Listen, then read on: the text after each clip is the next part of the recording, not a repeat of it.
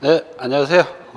이번 시간에는 책임화재, 기술보험 등의 이론과 실무에 대해서 공부하도록 하겠습니다. 올해 시험에 계산 문제가 70%를 차지할 정도로 계산 문제 빈도가 높았습니다. 해상보험과 마찬가지로. 그래서 계산 문제를 통해서 이론을 익히는 그런 방법으로 공부를 하시는 것이 좋을 것 같습니다. 책임화재 기술보험은 말 그대로 세 과목을 합쳐놓은 것이라서 범위가 방대합니다. 전부 다 암기를 하고 이해를 하기에는 범위가 너무 넓고, 그래서 교재에 있는 내용을 숙지하시는 것으로 대신하셨으면 합니다.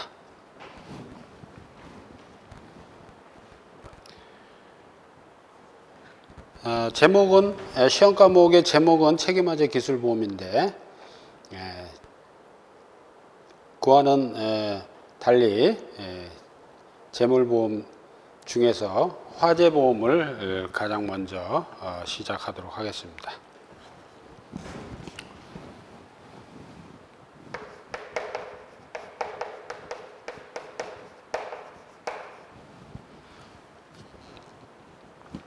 화재보험은 화재보험 보통약관 제3조에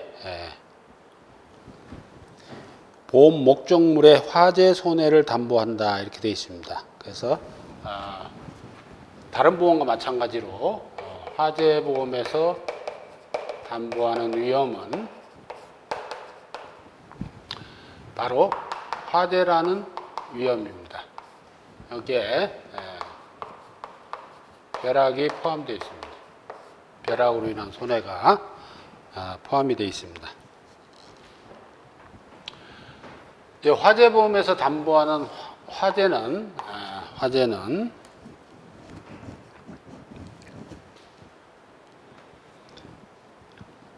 그야말로 이제 화재가 나야 되는데, 화재를 일으키는 3요소가 있습니다.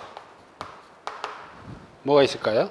일단 열이 있어야 되고, 산소가 있어야 되고,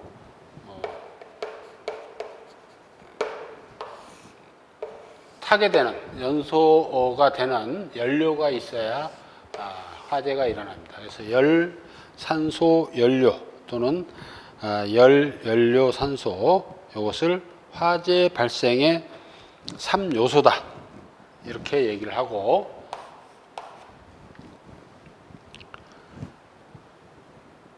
이 화재보험에서 담보하는 화재는 화재의 담보 요건은 첫 번째,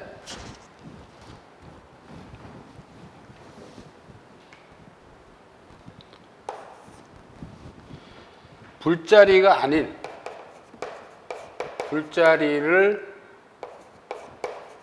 벗어난 장소에서 일어난 우발적인 화재입니다. 저 불자리, 뭐 난로면 난로, 불이 있어야 될 자리에서 아궁이에서 불이 일어난다든지 이런 것은 화재가 아닙니다. 제자리에서 일어나는 것은 화재가 아니고, 자기 자리가 아닌 다른 장소에서 발생한 것을 우리는 화재 손해다 이렇게 얘기합니다. 두 번째, 연소작용이 있을 것. 연소작용이 있을 것. 연소는 태워서 없어지거나 또 연기가 나서 또 불이 나서 재물을 소실시키는 그런 작용을 말합니다. 그 다음에 이 연소작용으로 손해를 초래할 것. 손해라고 하는 것은 재물의 소실, 뭐 이런 거겠죠. 이렇게 해서 손해를 발생시켜야지 이 화재보험에서 담보하는 화재의 요건을 갖춘다. 불자리가 아닌 자리에서 우발적으로 일어난 것, 연소작용을 동반하고 또 재물을 소실시켜서 손해를 발생시켜야 된다.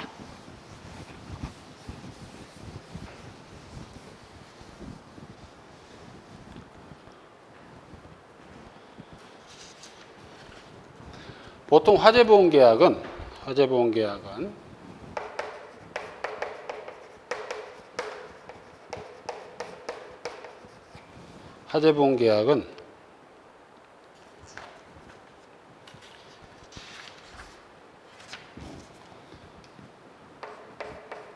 일반 화재하고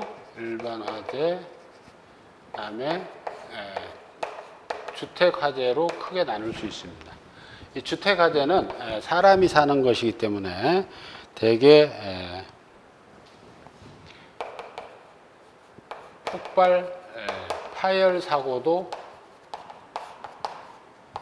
기본으로 담보합니다. 화재는 당연히 일반 화재는 당연히 화재, 벼락 포함해서 담보를 하지만 요거에 더해서 주택 화재는 폭발, 파열, 손해도 담보를 한다.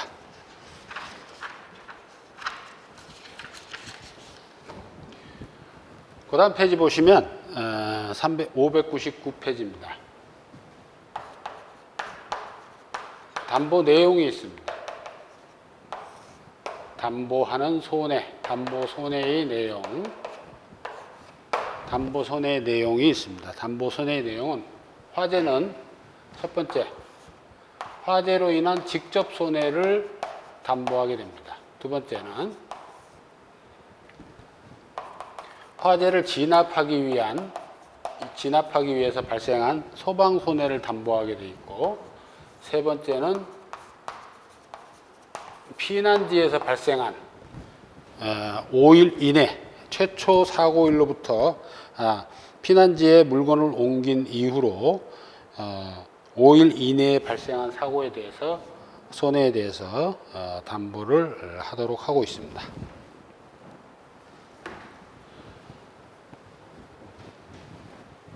그래서 화재보험을 요약을 하면은 화재보험은 열거 책임주의입니다. 열거 책임주의. 즉 화재, 벼락을 포함해서 또 주택 화재의 경우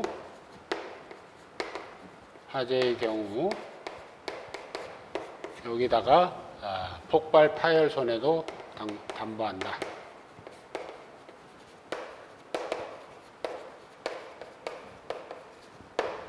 이와 같이 화재라는, 벼락 손해라고 하는, 또 폭발, 파열 손해라고 하는 위험을 딱 명기를 하고 열거를 해서 담보를 하기 때문에 우리는 열거 책임주의다 이렇게 얘기합니다. 열거 책임주의. 그런데 화재 보험에는 위험 보편의 원칙이 적용됩니다. 이 위험 보편의 원칙은 열거하는 위험으로 손해가 발생하기만 하면 그 화재의 원인이 무엇인가를 묻지 않는다. 이것이 위험 보편의 원칙입니다. 그래서 우리는 화재 보험은 위험 보편의 원칙에 의해서 무엇인가를 묻지 않는다. 원인이 뭔지를 묻지 않고 화재가 발생하기만 하면 또는 벼락이 치기만 하면 그리고 폭발, 파열 손해가 발생하기만 하면 보상을 해준다. 이것이 화재보험의 대원칙입니다. 세 번째, 물어주는 손해는 아까 얘기했듯이 직접 손해, 소방 손해, 피난 손해입니다. 피난지에서 5일 이내에 발생한 손해를 물어줍니다. 그러면은 여러분들이 화재보험 문제가 출제가 되면 뭐라고 써야 됩니까? 화재보험이란 열거 책임주의에 의해서 화재, 벼락 포함해서 화재를 담보하는 보험으로 열거 책임주의다. 그리고 위험 보편의 원칙에 따라서 화재의 원인 여하를 묻지 않고 그 화재로 인해서 생긴 직접 손해, 소방 손해, 피난 손해, 피난지에서 5일 이내에 생긴 손해를 보상을 한다는 내용을 담보 위험 검토 여부에서 우선 언급을 해주시는 게 가장 좋은 답안이 될 것 같습니다.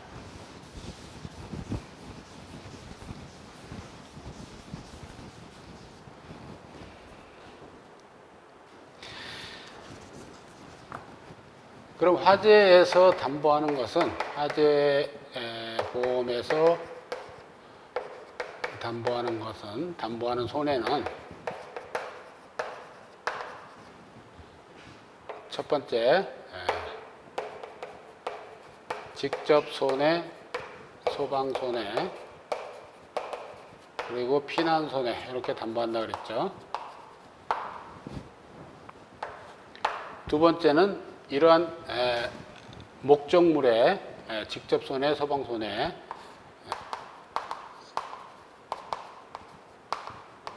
목적물의 손해, 목적물의 손해 중에서 직접 손해, 소방 손해, 피난 손해를 담보하고 그 다음에 비용 손해를 담보합니다. 비용 손해. 비용 손해는 첫 번째 잔존물 제거 비용이라는 게 있습니다. 잔존물 제거 비용. 두 번째 손해 방지 비용이라는 게 있습니다. 손해 방지 비용. 세 번째 대유권 보전 비용이라고 있습니다. 대유권 보전 비용. 네 번째 잔존물 보전 비용이 있습니다. 잔존물 보전 비용. 그 다음에 기타 피보험자 협력 비용입니다.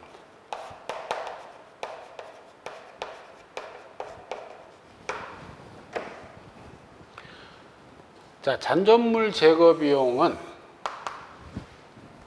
목적물 손해의 10%가 보상 한도가 되고요. 10%가 보상 한도가 되고 이 비례식, 즉 계산식을 적용해서 적용 후의 금액이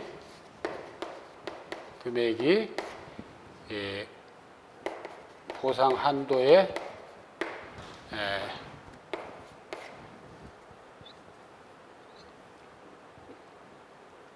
금액을 보상 한도액 내에서 보상을 하게 되죠.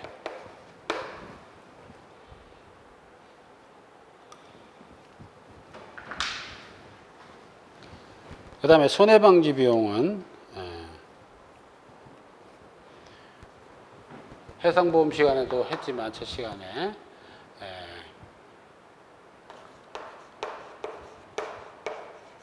슈앤레이버죠.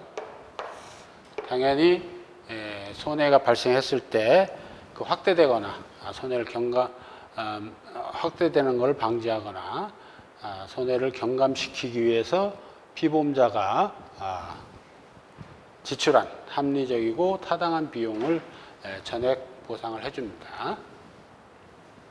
그 다음에 대여권 보존 비용도 마찬가지고 잔존물 보존 비용도 마찬가지입니다. 기타 협력 비용도 마찬가지고. 그런데 일부 보험의 경우는 전부 비례보상 되겠죠, 당연히. 그런데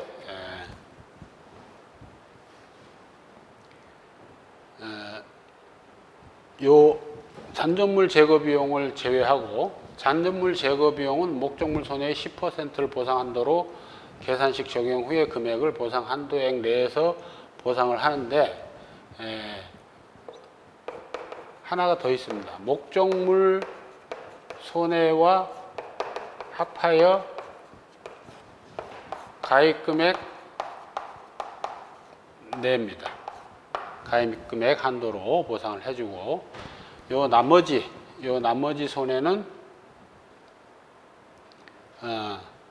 요 1번부터 4번까지는 당연히 일부 보험인 경우에 비례 보상을 하게 되고요. 맨 마지막에 기타 피보험자 협력 비용은 일부 보험, 전부 보험과 관계가 없습니다. 보험회사에서 협조를 요청해서 소요된 비용이니까 일부 보험, 전부 보험과 관계가 없습니다. 요 손해방지 비용, 대리권 보전 비용, 잔존물 보전 비용, 요 세 가지는 전부 보험의 경우에 목적물 손해와 합해서 가입 금액을 초과하더라도 보상이 되지만, 요거 잔존물 제거 비용은 목적물 손해의 목적물의 가입 금액 한도 내에서 보상이 된다. 기타 협력 비용은 일부 보험, 전부 보험 관계없이 전부 보상이 된다. 손해방지 비용, 대리권 보전 비용, 잔존물 보전 비용, 잔존물 제거 비용은 일부 보험인 경우 비례 보상된다. 잔존물 제거 비용은 목적물 손해와 합해서 가입금액 한도 내지만, 손해방지 비용, 대리권 보전 비용, 잔존물 보전 비용, 기타 협력 비용은 가입금액을 초과하더라도 보상이 된다. 그래서 화재보험에서 담보하는 손해, 즉 목적물 손해, 직접 손해, 소방 손해, 피난 손해, 그리고 비용 손해, 이렇게 알아봤는데 이 내용을 잘 알고 계셔야 됩니다. 그래야 계산 문제 적용을 할 수가 있으니까. 그 다음에 화재보험에서 담보하는 목적물, 교재 601페이지입니다. 담보 목적물에는 당연 물건이 있고 명기 물건이 있습니다. 화재보험을 가입하는데 건물의 부속물, 건물의 부착물, 그리고 부보 목적물 구내에 있는 것, 그런 물건들은 당연 물건이 되고요. 귀금속, 통화, 유가증권 이런 것들, 특히 이 공장 물건의 경우 야적동산, 옥외에 쌓아둔 동산에 대해서는 어떻게 한다? 명기를 해야 보상을 해준다. 야적동산을 넣어서 나오는 계산 문제가 종종 나오고 있습니다. 그 다음에 602페이지 화재보험에서 보상하지 않는 손해, 제가 한번 읽어 드릴 테니까 그냥 한번 들으시면 될 것 같습니다. 첫 번째, 계약자, 피보험자 또는 이들의 법정 대리인의 고의 또는 중대한 과실. 여기서 피보험자의 고의 또는 중대한 과실입니다. 그리고 화재가 발생했을 때 생긴 도난 또는 분실 손해는 무조건 면책입니다. 그 다음에 세 번째, 보험 목적의 발효, 자연 발열, 자연 발화로 생긴 손해, 즉 이런 손해는 면책인데, 그로 인한 결과적 손해, 예를 들어서 페인트 통을 놓고 작업을 하다가 직사광선이 서너 시간 계속 내리찌는 바람에 여기서 화재가 발생했고, 이 화재로 인해서 주택이 손해를 입었다. 그러면은 요 면책은 요 자연 발화 된 그 목적이고, 이렇게 결과적으로 또 후발 손해, 인슈언트 또는 리절팅 데미지, 그로 인해서 발생한 결과적 손해는 어떻게 한다? 담보한다. 네 번째, 화재에 기인되지 않은 수도관, 수관 또는 수압기 등의 파열로 생겨서 당연한 거죠. 다섯 번째, 발전기, 여과기, 변류기, 변압기 등등의 정기적 사고로 인해서 생긴 손해. 여섯 번째, 전쟁, 지진 분화 이런 위험. 일곱 번째, 핵연료, 방사성 그런 물질에 의한 손해. 여덟 번째, 방사능 오염으로 인한 손해. 아홉 번째, 국가 지방자치제 명령에 의한 재산의 소각 및 이와 유사한 손해. 이러한 손해들을 보상하지 않습니다. 그게 외워야 될 사항은 아니고요. 그 다음에 중요한 게 교재 페이지 603페이지.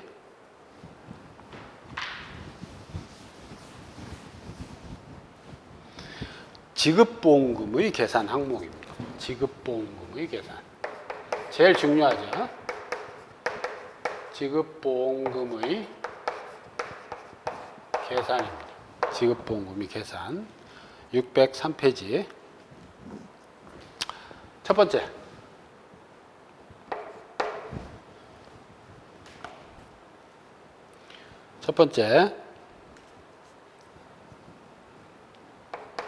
보험 가입 금액이 보험 가액의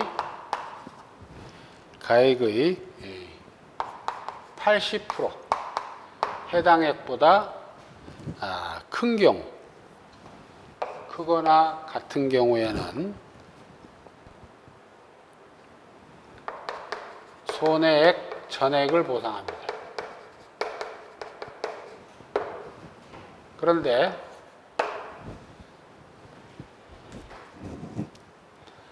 보험 가입 금액이 보험 가입의 80% 또는 미만이거나 이런 경우에는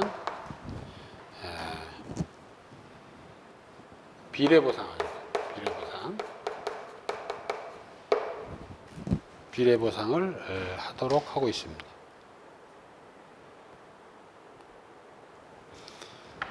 그래서 비례보상할 때는 손해액에서 보험 가입 금액, 보험 가입 80% 코를 적용해야 되는 경우가 있고 적용하지 않아야 되는 경우가 있습니다.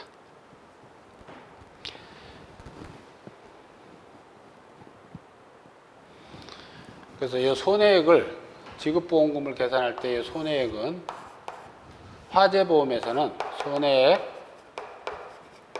손해액에서 잔존물이 있으면 잔존물 가액을 빼고 면책금액이 있으면 면책금액을 빼고 이것이 이 손해액입니다. 계산할 때. 화재보험의 지급보험금은 손해액 곱하기 이 부보비율. 이 부보비율인데 이 손해액은 어떻게 구한다? 손해액에서 잔존물 가액을 공제하고 그다음에 면책금액이 있으면 면책금액도 공제한 금액을 산식에다가 넣고 계산을 해야 된다.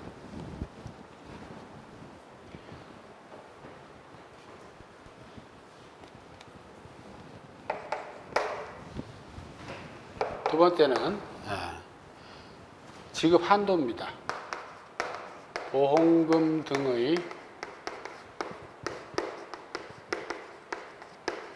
지급 한도.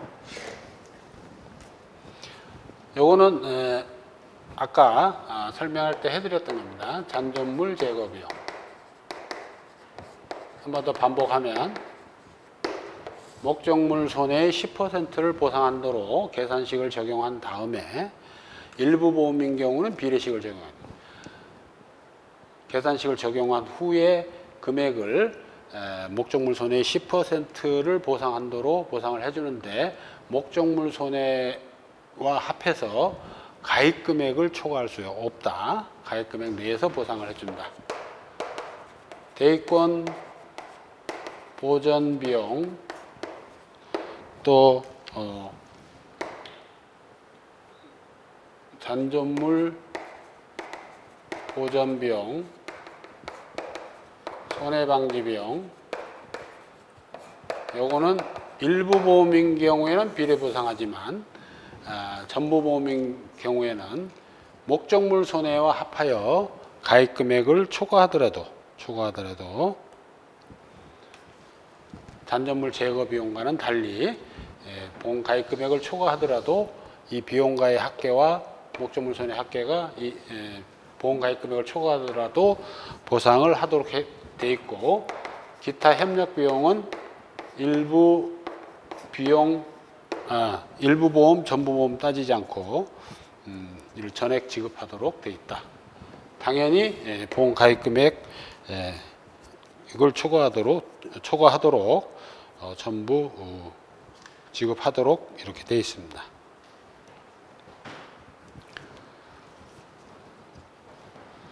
이 1번 잔존물 제거 비용은 가입 금액 한도 내 목적물 손해 합해서 2번하고 3번은 가입 금액을 초과하더라도 보상을 하도록 되어 있다. 그리고 이 대여권 보전 비용, 잔존물 보전 비용, 손해 방지 비용, 잔존물 제거 비용은 일부 보험인 경우에 비례 보상을 하지만 전부 보험인 경우에는 전부 보상을 하도록 이렇게 되어 있습니다. 세 번째 중요한 건데, 타 보험 계약과의 분담. 타 보험 계약과의 분담.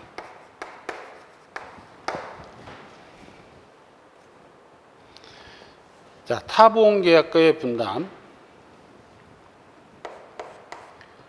자, 상법 규정은 보험 가입 금액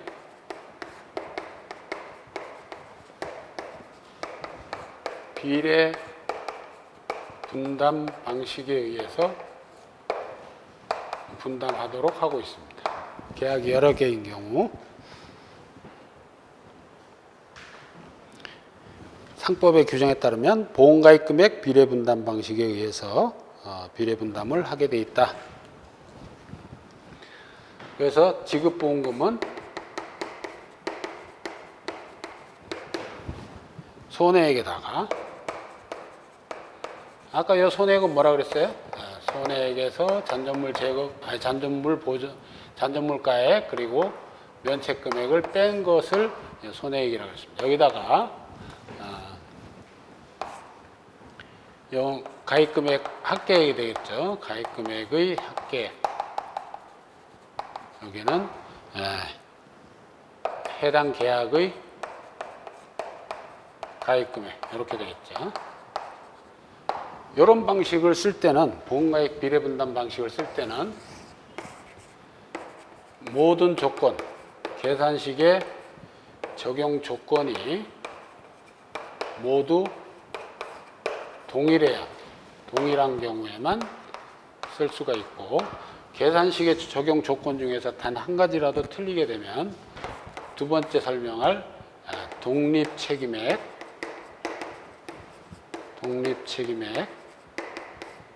비례 분담 방식에 의해서 분담을 하도록 되어 있다. 독립책임액 비례 분담 방식은 지급보험금을 어떻게 구하냐? 손해액에다가 각 계약의 독립책임액의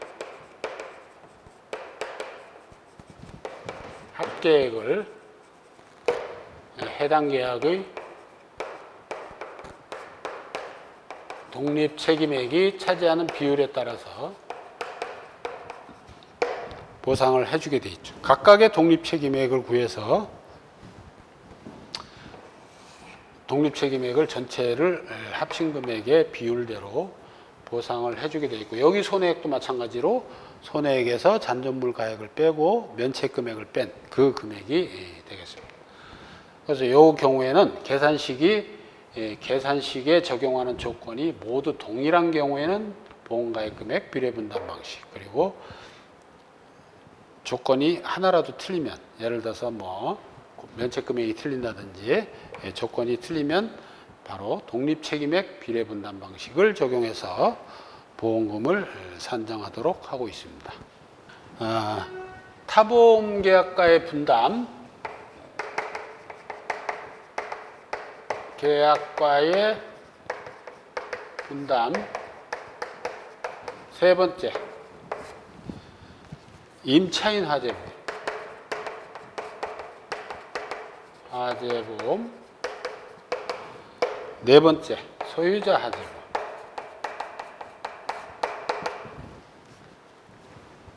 자, 예전에는 임차인이 화재보험을 들고 소유자도 화재보험을 들고 이 물건이 예를 들어서 10억짜리 물건이라고 보면 임차인도 화재보험을 10억에 가입하고 소유자도 10억에 가입을 했어요.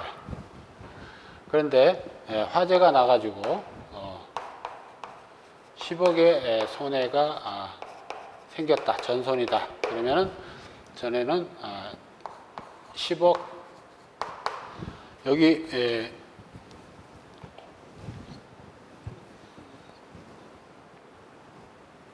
중복보험이라고 해가지고 손해를 10억 곱하기 20억이죠.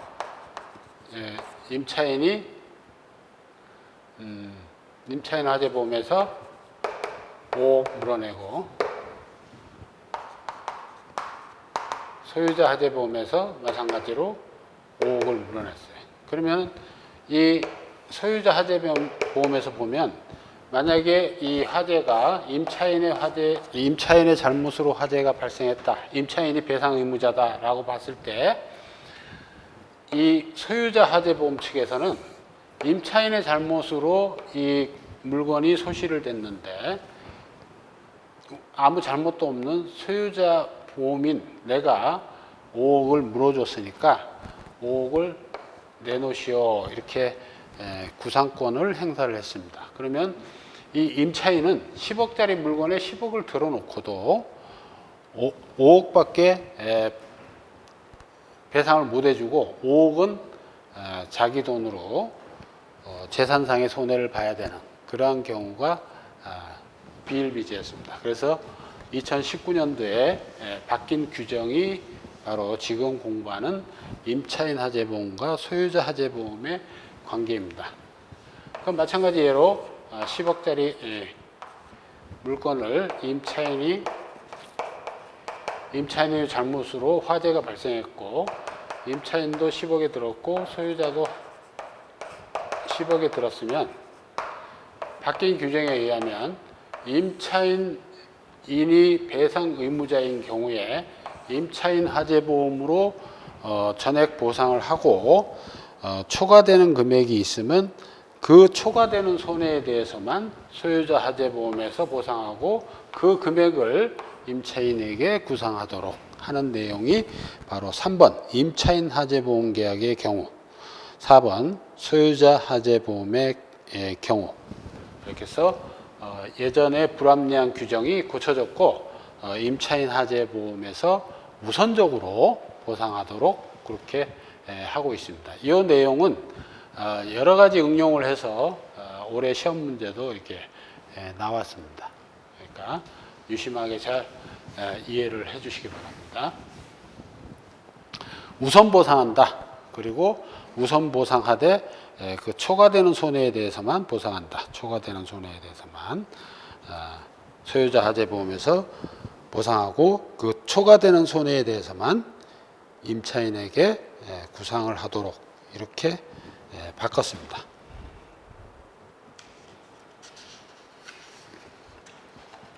그리고 네 번째는 포괄보험계약. 포괄보험계약. 거의 지급보험금 분담.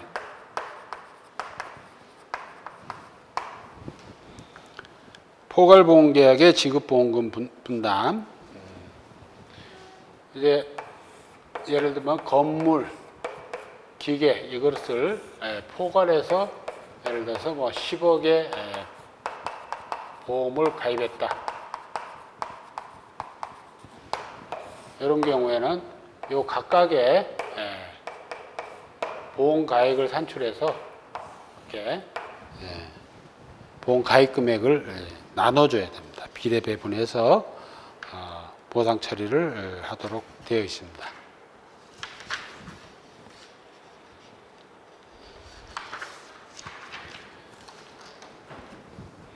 이게 만일 보험가액이 아니라 제조달가액으로 보험이 가입돼 있으면 각각의 제조달가액을 기준으로 보험가입 금액을 비례 배분해서 보상 처리를 하게 됩니다.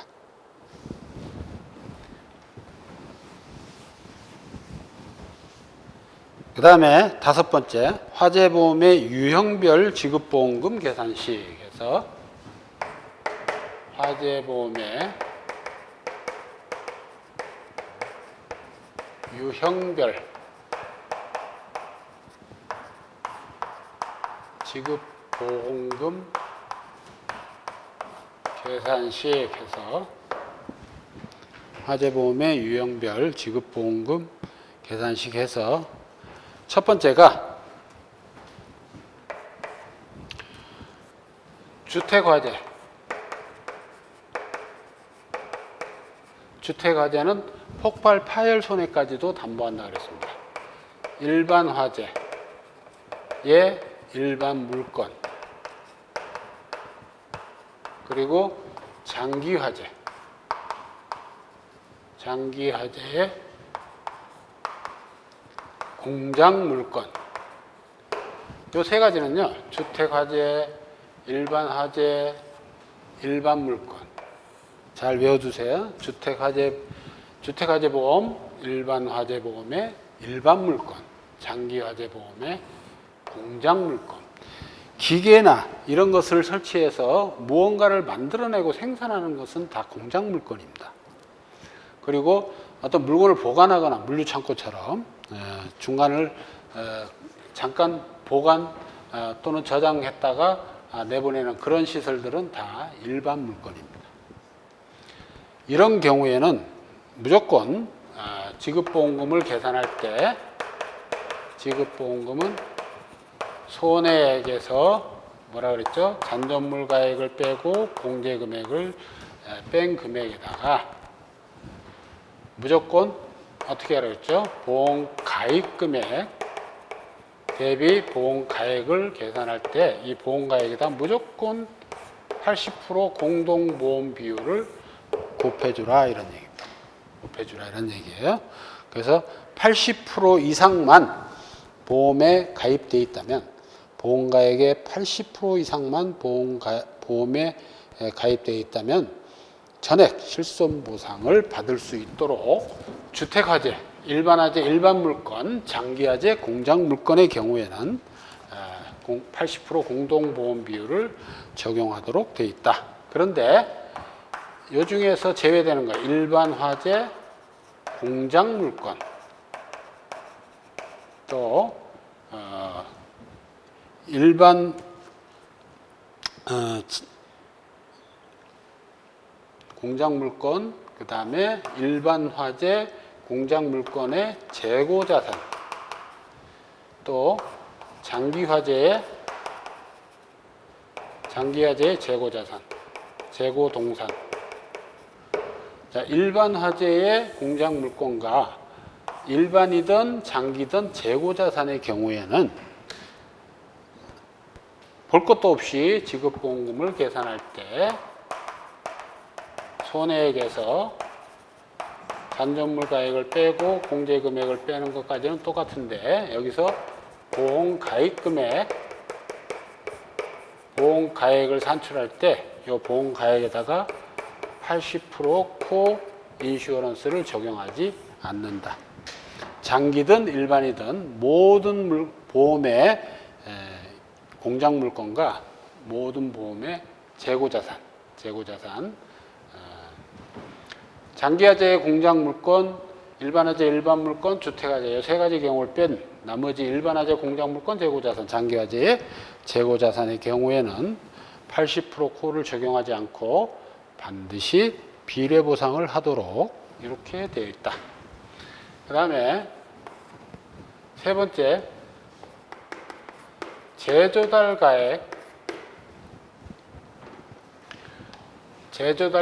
담보 특별약관.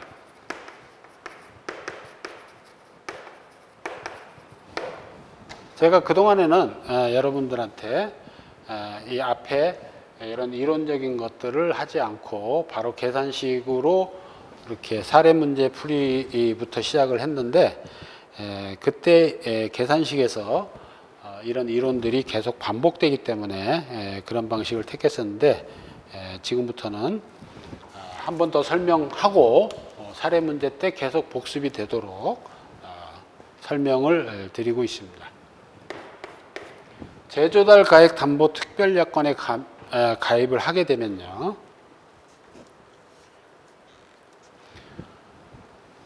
제조달 가액, 즉 건물 같은 경우에는 뭐 신축가액이 되겠고 그렇겠죠. 요 제조달가액 담보 특별약관에 가입하는 순간에 딱 두 가지 경우가 생깁니다. 그러면 보험 가입 금액이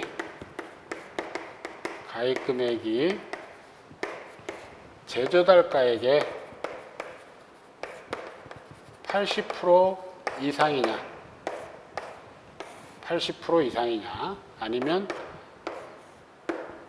제조달가액의 80% 미만이냐. 이 경우로 나눠서 미만인 경우에는 무조건 비례보상,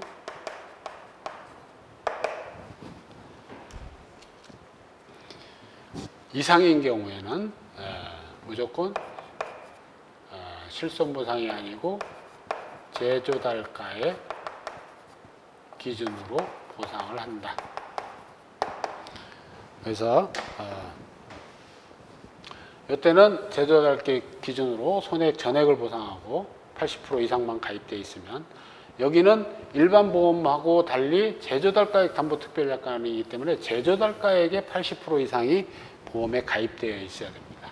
그리고 80% 미만인 경우에는 무조건 비례 보상을 하게 되어 있는데, 비슷한 게 있습니다. 네 번째, 부보비율 조건부. 부보비율 조건부 실손보상 특별약관이라는 게 있습니다.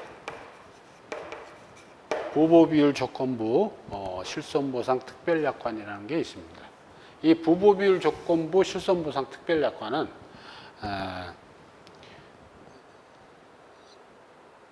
정해진, 협의회에서 정해진 부보 비율대로 보상을 하는 경우인데요. 이거는 부보 비율을 정하기 나름이기 때문에 지급보험금은 손해액에서 잔존물가액을 빼고 공제금액을 뺀 금액에 여기에 부보 비율, 부보 비율을 이제 곱하게 되어 있는데, 요 만약에 부보 비율을 60%다 이렇게 했으면 60% 이상 보험 가입 금액이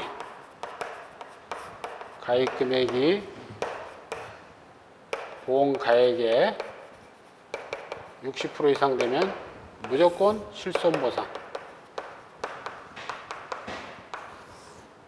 손해액의 전액을 보상한다는 얘기입니다.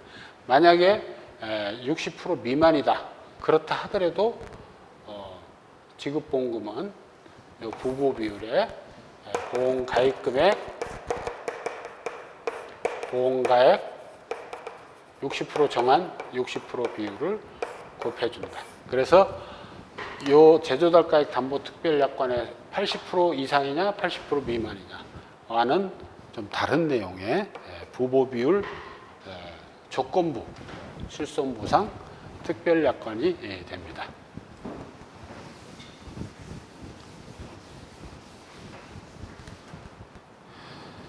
그 다음에 유형별 지급보험금 계산식의 다섯 번째, 재고가액 통지 특별약관이 있습니다. 여기 시험에 자주 나왔습니다. 재고가액 통지 특별약관.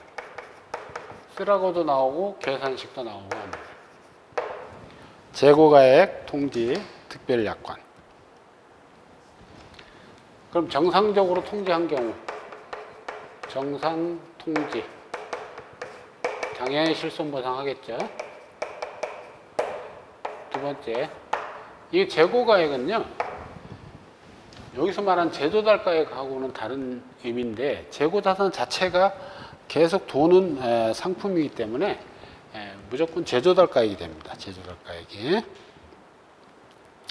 그 다음에 두 번째는 최종 통지가액을 적게 신고한 경우입니다. 실제 재고가액이 더 큰 거죠.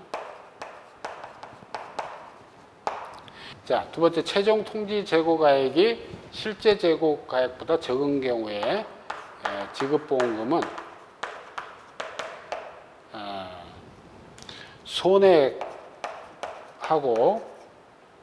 보상한도액 중에서 적은 금액에다가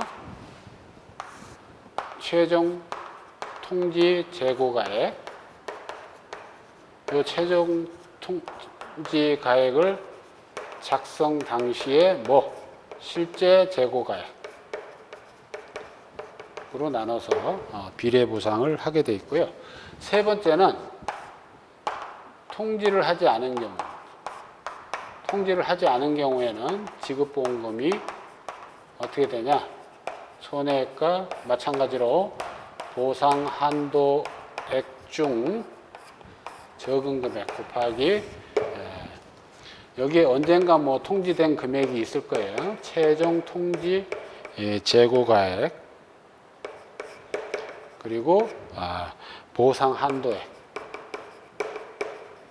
요 둘 중에 높은 거 여기는 앞에 손해액을 곱할 때는 손해액과 보상 한도액 중 낮은 금액 손해액과 보상 한도액 중 낮은 금액 통지를 하지 않은 경우는 최종 통지 재고가액과 보상 한도액 중에 높은 금액, 이거는 분모로 올라가는 건 높은 금액.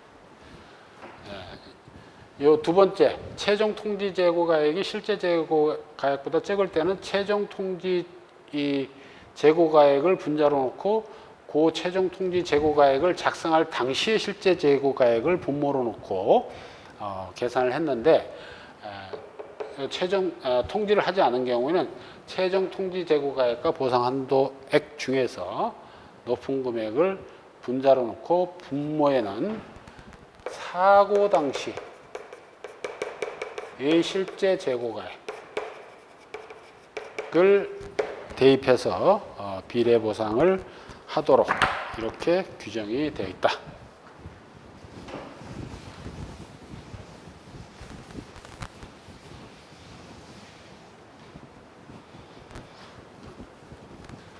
조금만 쉬었다가 다음 시간 계속하겠습니다. 수고하셨습니다.